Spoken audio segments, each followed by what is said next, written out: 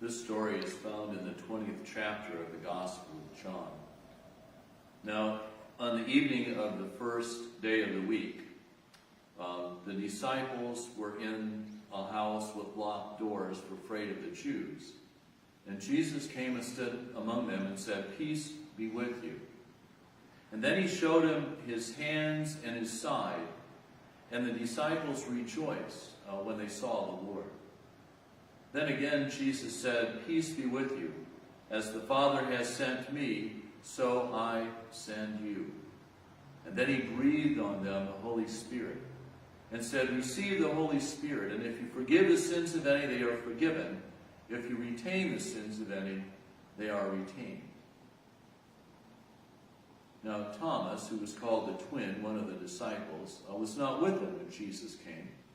And when they saw him, they said, "We've seen the Lord."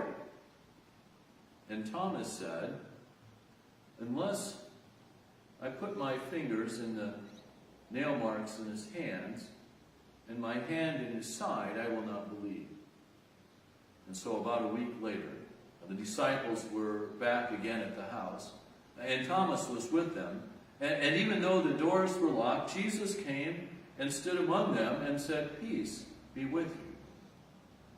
And to Thomas he said, "Put your fingers here. See my hands? Reach out your hand and put it in my side. Do not doubt, but believe." And Thomas said, "My Lord and my God." And Jesus said, "So you believe because you have seen me? Blessed are those who have not seen and yet have come to believe."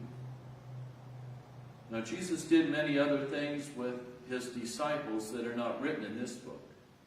But these are written so that you may believe that Jesus is the Messiah, the Son of God, and through believing you may have life in his name.